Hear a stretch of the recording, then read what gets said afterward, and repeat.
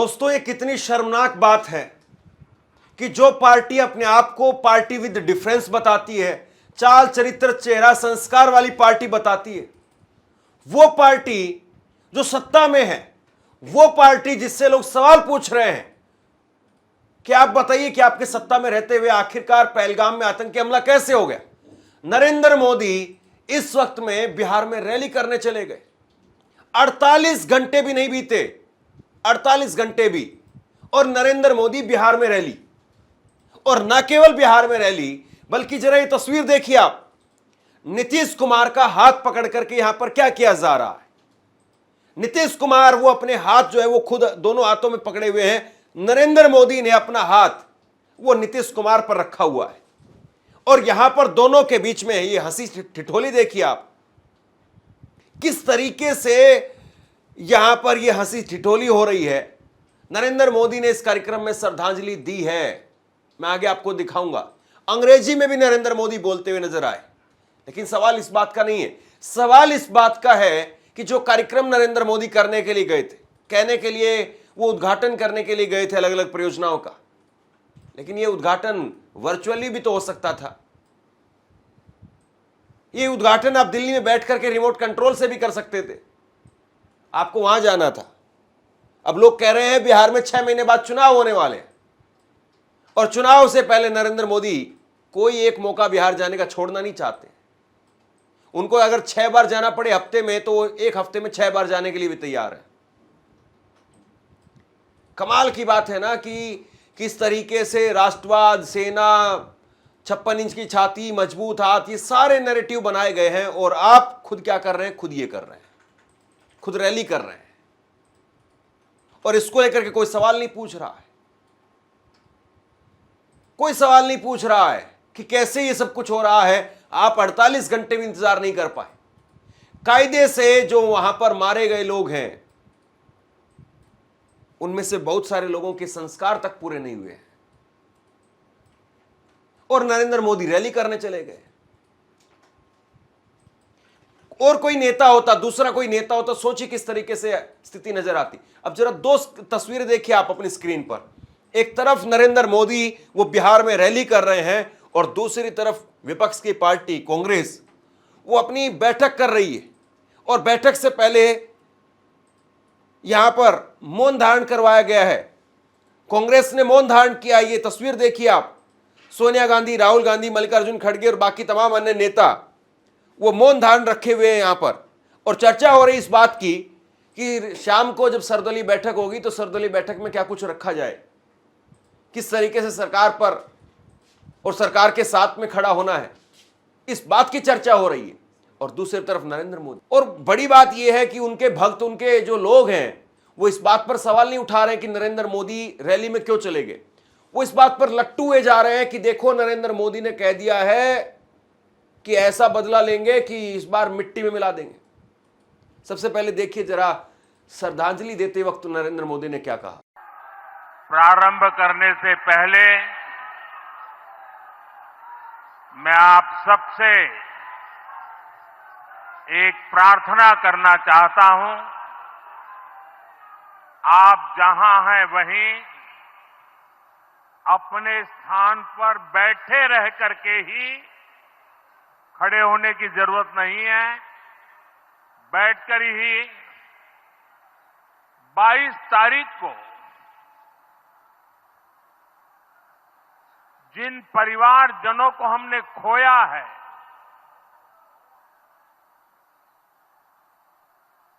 उनको श्रद्धांजलि देने के लिए कुछ पल हम अपने स्थान पर बैठ करके ही, मौन रख करके, अपने अपने आराध्य देव का स्मरण करते हुए उन सबको श्रद्धांजलि देंगे। उसके बाद मैं आज अपनी बात प्रारंभ करूंगा। और इसके बाद में नरेंद्र मोदी की पाकिस्तान का नाम लिए बिना, नाम तो नहीं लिया, बिना नाम लिए उन्होंने एक चेतावनी जारी कर दी। इस आतंकी हमले में किसी ने अपना बेटा खोया, किसी ने अपना भाई खोया, किसी ने अपना जीवन साथी खोया है। उनमें से कोई बांग्ला बोलता था, कोई कन्नड़ा बोलता था, कोई मराठी था, कोई ओडिया था, कोई गुजराती था, कोई यहां बिहार का लाल था।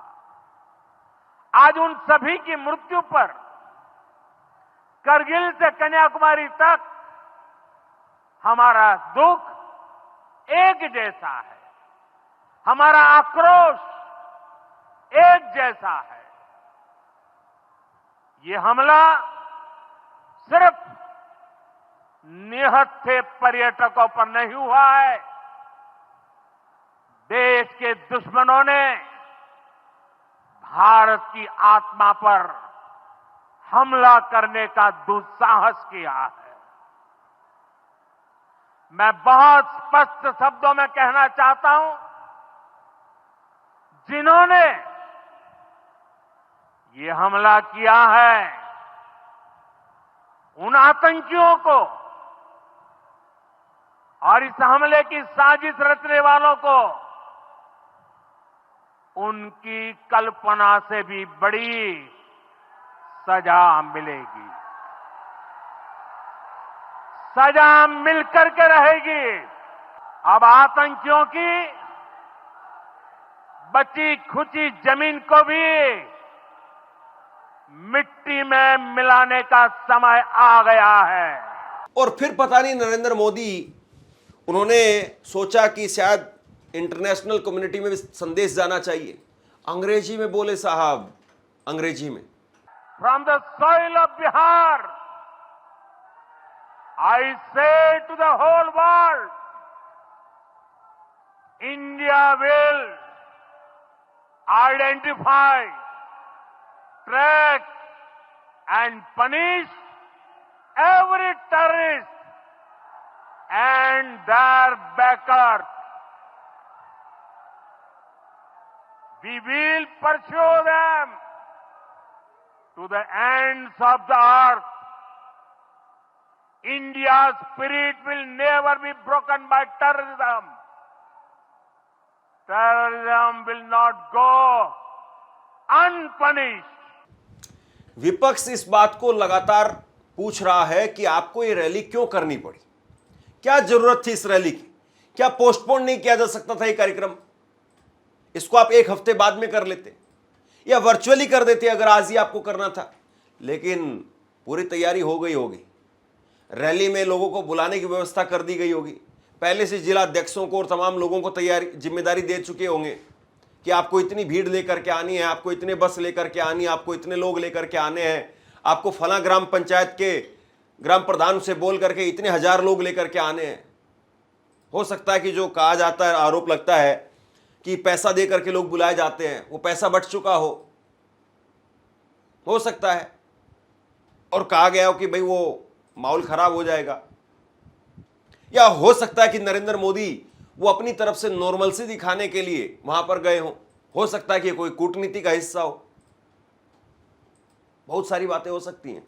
लेकिन सवाल इस बात का है कि अगर कोई दूसरा नेता होता तो क्या मीडिया इसी तरीके से शांत बैठती? क्या राहुल गांधी अगर कल को बिहार में इसी वक्त इसी तरह से जाकर के रैली कर भी दें, कल आने वाली तारीख को अगर रैली कर दें, तो मीडिया इसी तरीके से हल्के में लेगा? और सोचिए कि इस वक्त में जो सवाल पूछे जाने चाहिए वो सवाल गायब हैं, और सवाल पूछने का अगर कोई काम कर रहा है तो कोई कवि कर रहा है, कोई कवयित्री कर रही है।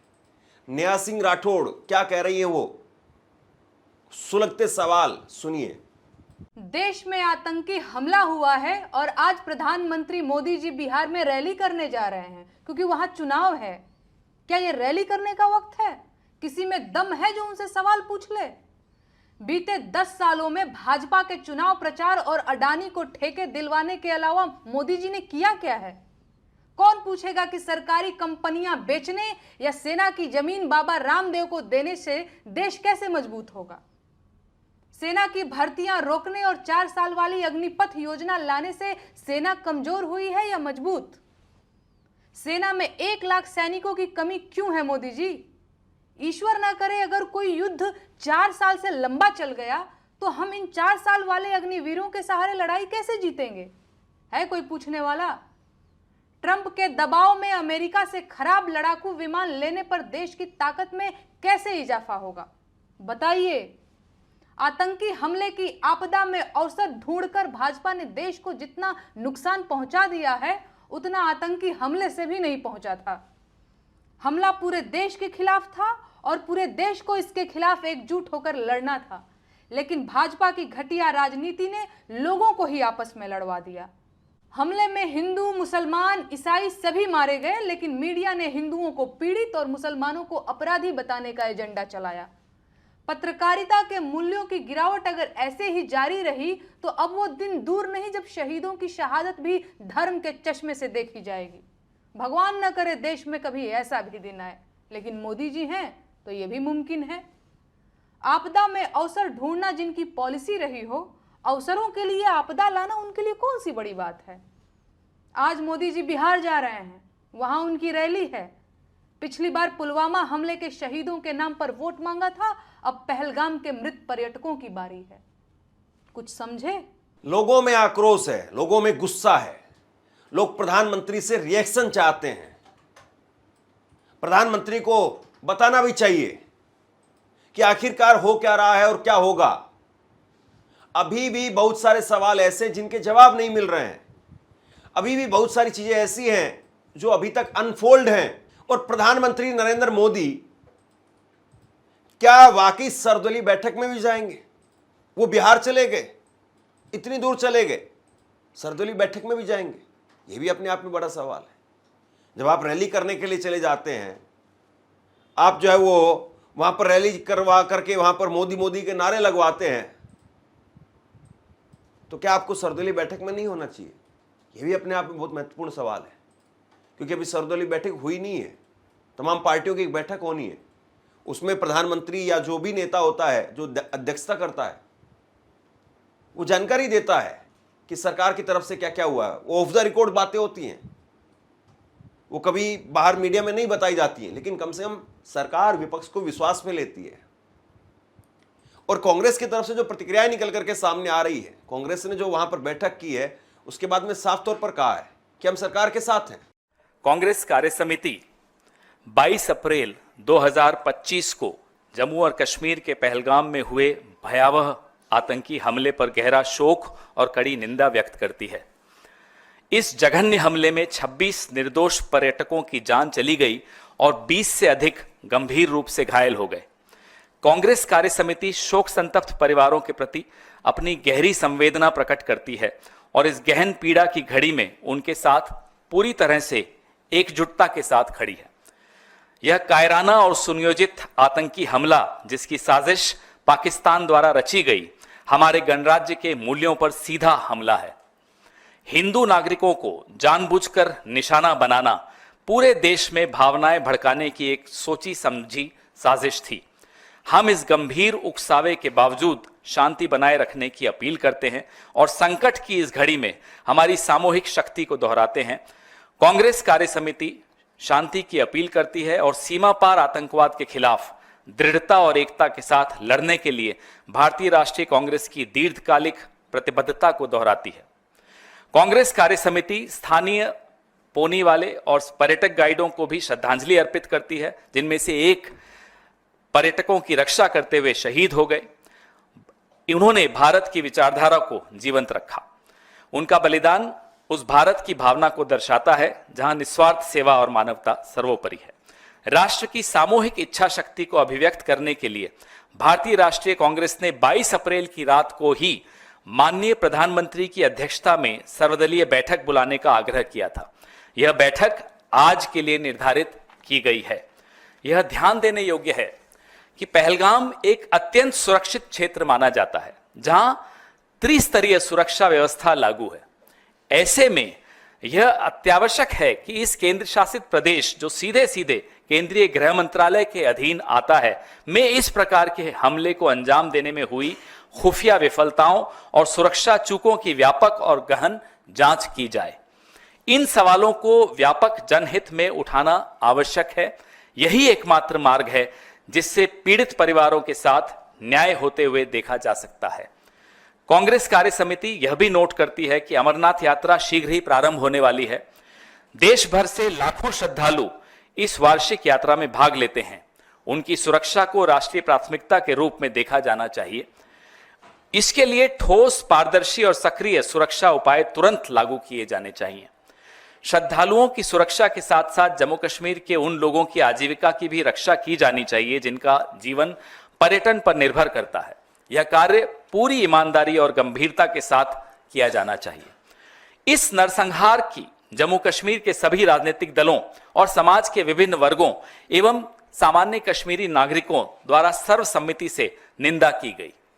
किंतु यह अत्यंत चौंकाने वाली बात है कि भारतीय जनता पार्टी इस गंभीर त्रासदी का दुरुपयोग अपने आधिकारिक और परोक्ष सोशल मीडिया मंचों के माध्यम से और अधिक वैमनस्य, अविश्वास, ध्रुवीकरण और विभाजन फैलाने के लिए कर रही है, जबकि इस समय सबसे अधिक आवश्यकता एकता और एकजुटता की है। धन्यवाद। कुल मिलाकर के नरेंद्र मोदी इस रैली के बाद में सोशल मीडिया पर लोगों के निशाने पर है। और क्या वाकई ये लोग जो सवाल उठा रहे हैं, विपक्ष के नेता कोस रहे हैं, ये गलत बात है या सही बात है? क्या वाकई इस रैली को रद्द नहीं किया जाना चाहिए था, पोस्टपोन नहीं किया जाना चाहिए था? ये बहुत सिंपल सा सवाल लोग पूछ रहे हैं। लेकिन नरेंद्र मोदी, आप जानते हैं, और ऐसे एक नहीं कई वाक्या हैं, या मैं गिनवा सकता हूं कई सारी ऐसी घटनाएं जब इस तरीके से कोई बड़ी घटना हुई और उसके बाद में नरेंद्र मोदी रैली करते हुए नजर आए। क्या देश के प्रधानमंत्री से आप यही उम्मीद करते हैं? और क्या बीजेपी इसी तरीके से दूसरों को निशाने पर लेती है? सवाल बहुत सारे हैं। कोरोना में देखिए आप, बिहार में ही चुनाव था 2020 में, और क्या हालत थी उस वक्त में लोगों की, लेकिन मोदी की रैलियां लगातार जारी रही। बंगाल में चुनाव आया, कोरोना और तेज हो गया, तमाम पार्टियों ने कहा उस वक्त में, कांग्रेस ने प्रचार करने से मना कर दिया, ममता बनर्जी ने कहा कि आप 3 चरण में चुनाव करवा लीजिए, लेकिन नरेंद्र मोदी रैली में ओ दीदी दीदी ओ दीदी। अब क्या ही बोले। शेयर कीजिए इस खबर को, और आप क्या सोचते हैं नीचे कमेंट बॉक्स में लिख करके बताइए। धन्यवाद।